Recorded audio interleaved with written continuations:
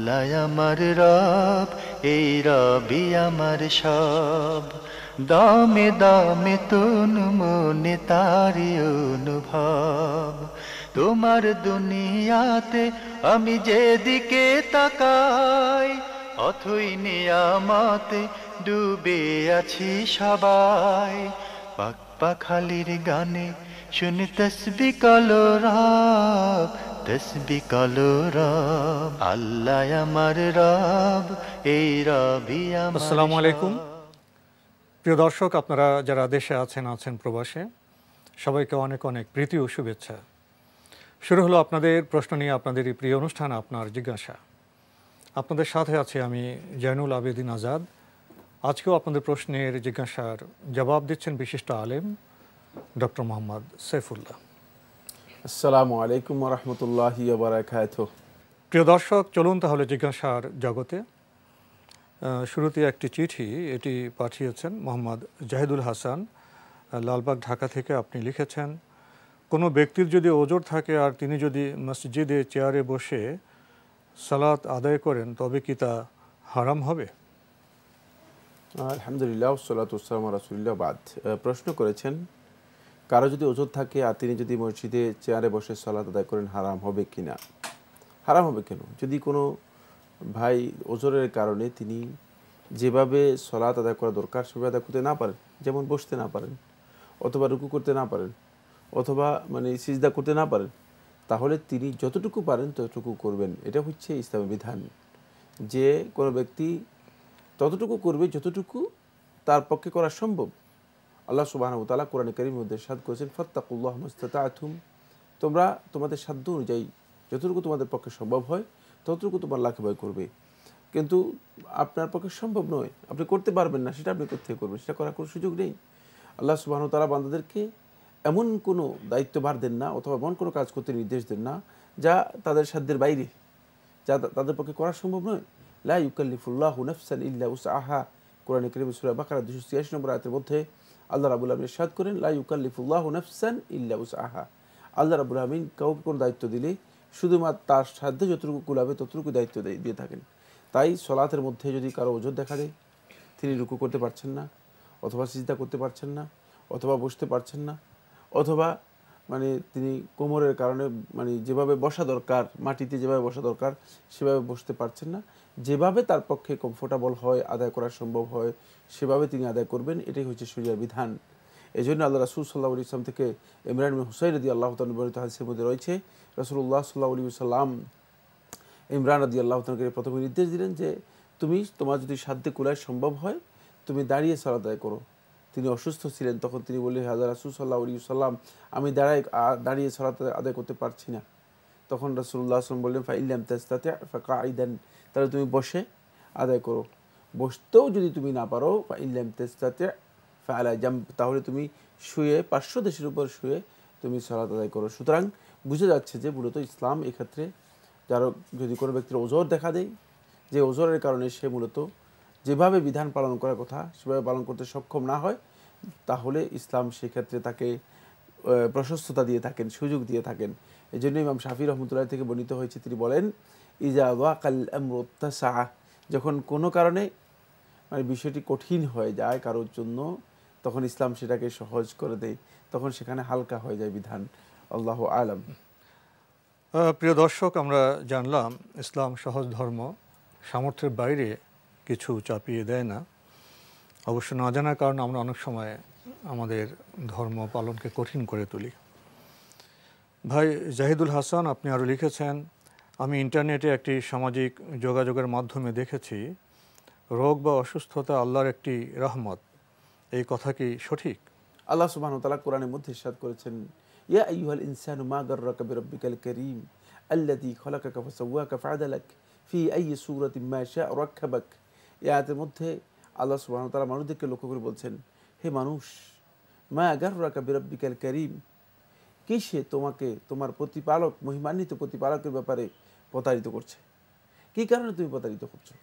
মানুষ স্বাভাবিক যখন সুস্থ সবল থাকে, তখন মানুষ আল্লাহ রাব্বুল আলামিনকে ভুলে যায়, মানুষ প্রতারিত হয় আল্লাহর ব্যাপারে। যেভাবে আল্লাহ রাব্বুল আলামিনের নিকট লাভ করার কথা, যেভাবে আল্লাহর বিধানে আনুগত্য করার কথা, যেভাবে আল্লাহ রাব্বুল আলামিনের বিধান অনুযায়ী নিজের জীবনকে পরিচালনা করার কথা, ঠিক সেটা হয় না। ফলে আল্লাহ সুবহানাহু ওয়া তাআলা মাঝে মধ্যে তাকে কিছু পরীক্ষা দেন। ওয়ালানাবলুওয়ান্নাকুম বিশাইইন মিনাল খাউফি ওয়াল জু'i ওয়া নাকসিম মিনাল আমওয়ালি ওয়াল আনফুসি ওয়াস সামারাত। মাঝে মধ্যে আল্লাহ সুবহানাহু ওয়া তাআলা এর মাধ্যমে তাদেরকে কি করেন, কিছু পরীক্ষার মুখোমুখি করেন। তখন এটি রহমত হয়, তখন সে ব্যক্তি আল্লাহ রাব্বুল আলামিনের অনুগ্রহ সম্পর্কে উপলব্ধি করতে পারে যে আমি আসলে কি সুস্থ মানুষ ছিলাম, আল্লাহ রাব্বুল আলামিন কত বড় অনুগ্রহ আমার উপর করেছিলেন। সেই অনুগ্রহের কথা যখন তার মধ্যে উপলব্ধি আসে, তখন সত্যিকার আল্লাহর বান্দা হতে পারে, সত্যিকার একজন শুকরগুজার বান্দা হতে পারে। আল্লাহ রাব্বুল আলামিন যেভাবে কৃতজ্ঞতা প্রকাশ করার কথা, ঠিক সেভাবে আল্লাহ সুবহানাহু ওয়া তাআলার কৃতজ্ঞতা প্রকাশ করতে সক্ষম হয়। এই জন্য এটি রহমত। রাসূলুল্লাহ সাল্লাল্লাহু আলাইহি ওয়াসাল্লাম থেকে সম্ভবত তাহজিবুল হিরিয়ার মধ্যে একটি হাদিস রয়েছে, সনদ হাসান, উত্তম সনদে বর্ণিত হয়েছে। রাসূলুল্লাহ বলেছেন যে এটি মাহাত্তাতুন লিদ্দুনুব, মানে গুনাহগুলো ক্ষমায়ের কারণ হয়। মানে রহমত শব্দের আরেকটা ব্যাখ্যা আমরা এখানে এভাবে আসতে পারি যে গুনাহগুলো ক্ষমায়ের কারণ হয়ে যায়। কেন গুনাহ ক্ষমায়ের কারণ হয়ে থাকে? যদি গুনাহগার বান্দা সত্যিকার অসুস্থতার মাধ্যমে অবস্থার কারণে আল্লাহ রাব্বুল আলামিনের কাছে সত্যিকার তওবা করতে সক্ষম হয়, যেটি মূলত অন্য ব্যক্তির পক্ষে সম্ভব হয় না, বা অন্য ব্যক্তি আল্লাহ রাব্বুল আলামিনের অনুগ্রহের বিষয়ে উপলব্ধি করতে সক্ষম হয় না, বলে সে ক্ষতিগ্রস্ত হয়। ভাই জাহিদুল হাসান, আপনি সবশেষে লিখেছেন আপনার জিজ্ঞাসা অনুষ্ঠানে একটি অত্যন্ত জনপ্রিয় অনুষ্ঠান। অনেকেই এই অনুষ্ঠান দেখেন, তবে অনেক সময় কাজের জন্য অনুষ্ঠান দেখতে পারেন না। তাই আপনার জিজ্ঞাসা অনুষ্ঠানে প্রচারিত প্রশ্নের উত্তর নিয়ে কোনো পত্রিকা বা বই কি প্রকাশ করা যায়? আপনার প্রস্তাব তো খুবই সুন্দর, কিন্তু এখানে একটি ব্যবস্থাপনা বিষয় আছে। কেউ চালিত করা যায় যথাযথ কর্তৃপক্ষের মাধ্যমে। তো কর্তৃপক্ষ জানলেন আপনাদের অভিপ্রায়, আপনাদের ইচ্ছের কথা, যদি সম্ভব হয় সেটা দেখা যেতে পারে। এবার আমাদের হাতে একটি চিঠি, এটি পাঠিয়েছেন মোহাম্মদ নুরি এলাহি ভাট, রায়পুর, লক্ষ্মীপুর থেকে। আপনি লিখেছেন, বিভিন্ন অনুষ্ঠানের ফাঁকে মানসম্পন্ন পণ্য সামগ্রীর গুণাগুণ স্যাটেলাইটের মাধ্যমে ভোক্তাগণকে অবগত করানোই মূলত বিজ্ঞাপন বিরতির মূল উদ্দেশ্য। কিন্তু সাম্প্রতিককালে অত্যন্ত উদ্বেগজনকভাবে লক্ষ্য করা যাচ্ছে যে কোনো কোনো পণ্যে, বিশেষ করে আপনি কিছু কোম্পানি এবং তাদের দ্রব্য সামগ্রীর নাম উল্লেখ করেছেন, পণ্যগুলোর গৌণ কীর্তনের নামে নরনারী বিভিন্ন ন্যাকেড ভঙ্গিমার নগ্নদেহ দর্শককুলের উদ্দেশ্যে প্রদর্শন করা হচ্ছে, যার ফলশ্রুতিতে মানবকুলের নৈতিক পদস্খলনের পাশাপাশি নারী অপহরণ, ধর্ষণ, পরকীয়া প্রেম জনিত মানবতা বিরোধী অপরাধগুলো অবলীলাক্রমে সংঘটিত হচ্ছে। দর্শককুলের প্রশ্ন, পাশ্চাত্য ধাঁচে নরনারীর নগ্নদেহ প্রদর্শনীর সাথে পণ্যের গুণাগুণ প্রচারের কোনো সম্পর্ক আছে কি? আর অন্য কোনো উত্তম পন্থায় কি পণ্যের বিপণন প্রক্রিয়া সম্পন্ন করা যায় না? এসব বিজ্ঞাপনগুলো মনিটরিং করার মতো কি কোনো যথাযথ কর্তৃপক্ষ এদেশে নেই? এ বিষয়ে সংশ্লিষ্ট কর্তৃপক্ষের আশু দৃষ্টি আকর্ষণ ও যথাযথ পদক্ষেপ কামনা করছে। নতুবা সময় যতই গড়াবে যাচ্ছে, তাই ভাবে একজনের অনুকরণে আরেকজন বিজ্ঞাপনদাতা এরকম বাড়তি থাকবে এবং মানব বিরোধী জঘন্য অপরাধ প্রবণতা ক্রমশ বাড়তি থাকবে।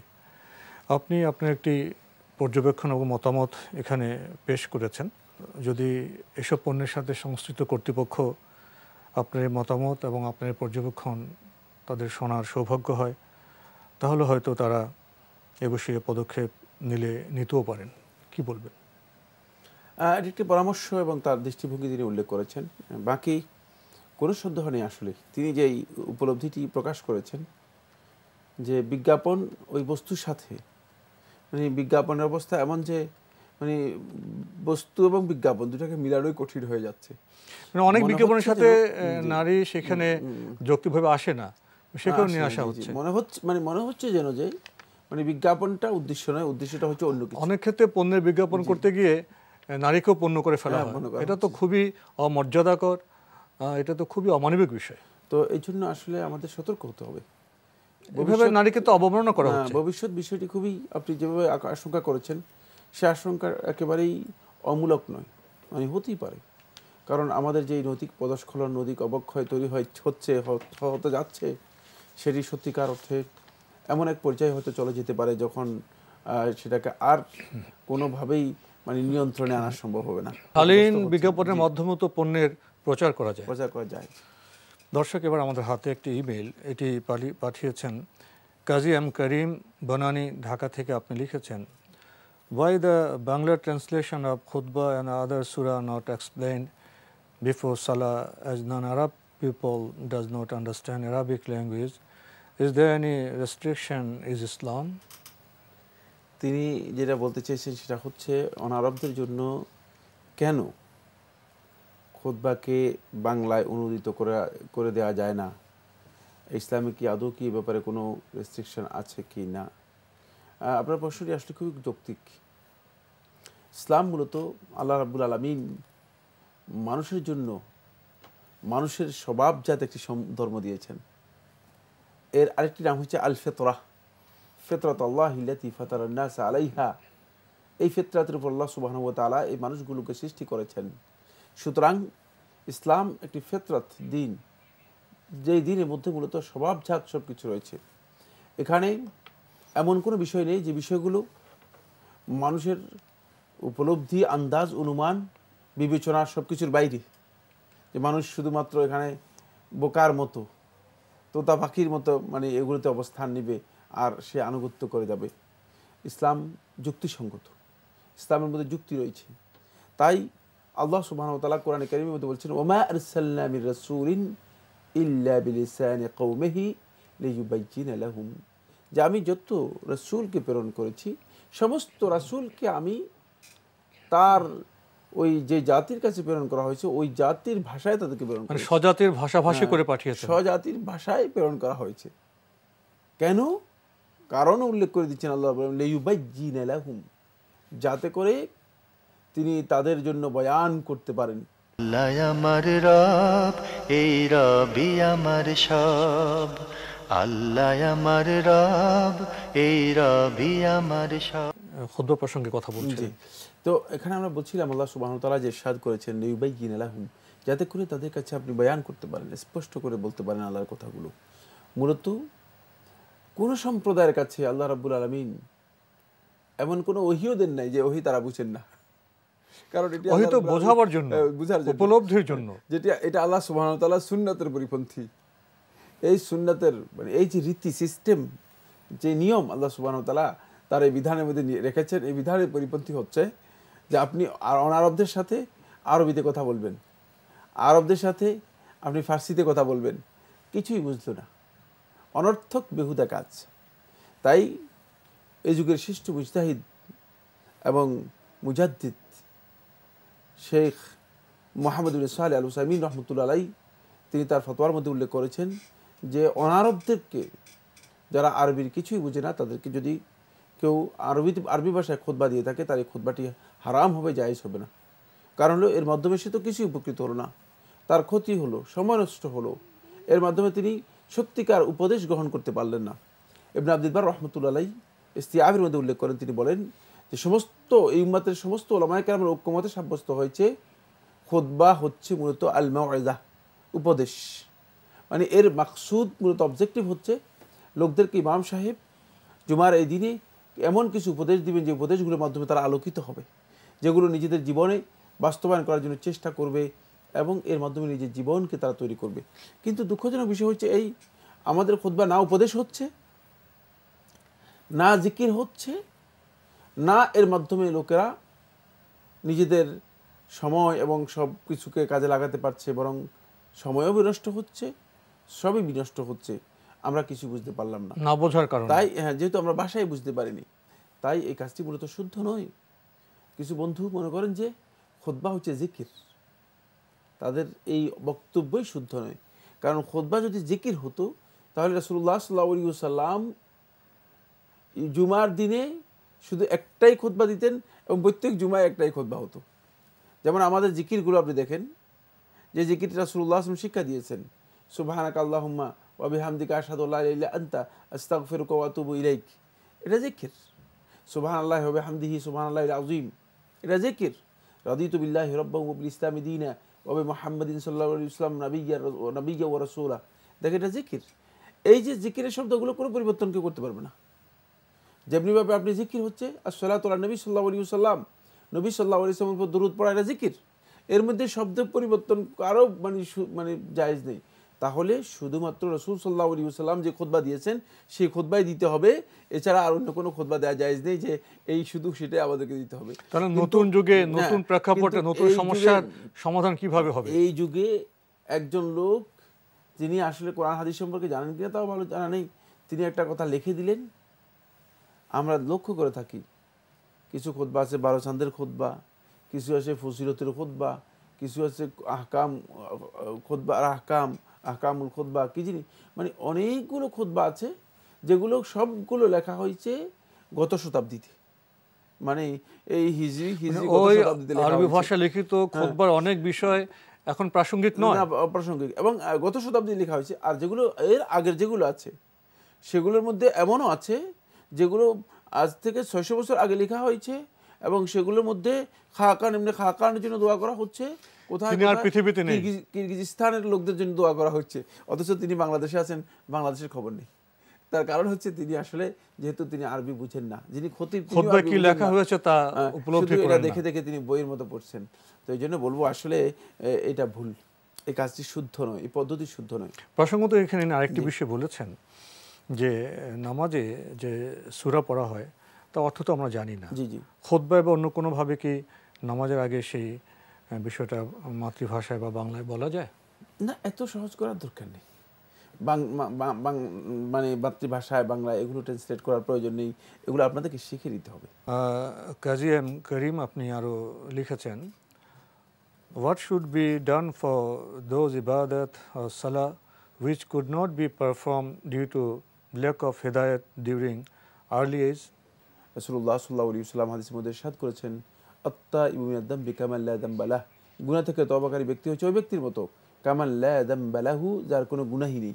সুতরাং আপনি যদি সত্যিকারভাবে তওবা করতে পারেন, যেই তওবা মাবনিয়াতুন আলা নাদম, যেটি সত্যিকার অনুতপ্তের উপর, মানে নিজের মানে আন্তরিকভাবে অনুতপ্ত হওয়ার উপর যেটা নির্ভর করেছে, এরকম তওবা করে থাকেন, তাহলে দেখবেন যে আপনি আল্লাহ রাব্বুল আলামিনের কাছে ক্ষমা পেয়ে গেছেন, আল্লাহ সুবহানাহু ওয়া তাআলা ক্ষমা করে দিচ্ছেন।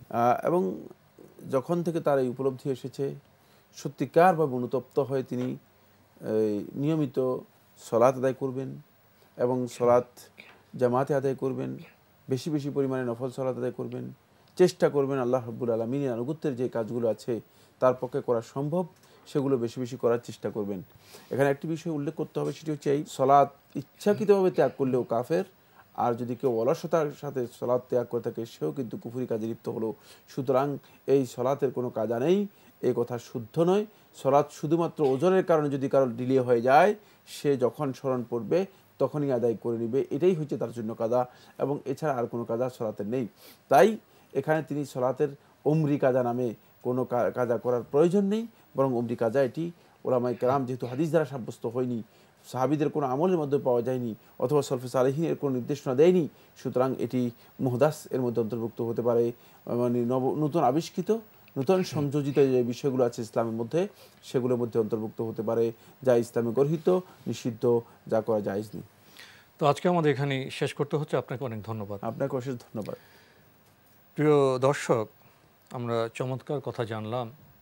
হেদায়েতের পথে না চলার কারণে যদি আমরা কেউ আমাদের জীবনের শুরুর দিকে নামাজ না পড়ে থাকি, উপলব্ধি হলে আমরা যদি আন্তরিকভাবে তওবা করি তাহলে মহান আল্লাহ আমাদের মাফ করতে পারেন, এবং তওবার পরবর্তী জীবনে আমরা নিয়মিত নামাজ পড়ব এবং সম্ভব হলে আমরা বেশি বেশি নফল নামাজ পড়ব।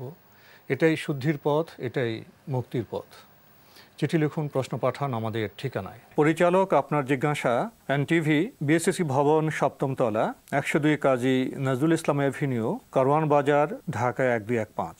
আপনারা ইমেলও করতে পারেন। আমাদের ইমেল অ্যাড্রেস আপনার জিজ্ঞাসা @ntvbd.com। দর্শক, আপনারা আমাদের অনুষ্ঠানটি এনটিভি অনলাইনেও দেখতে পারবেন। ভিজিট করুন www.ntvbd.com। প্রিয় দর্শক, আপনারা সবাই নিরাপদে থাকুন শান্তিতে। আসসালামু আলাইকুম। আমার রব, এই রবি আমার সব, দামে দামে তন মনে তারি অনুভব।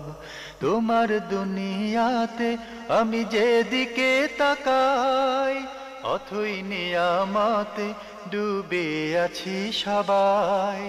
পাক পাখালির গানে শুনি তসবি কলরা।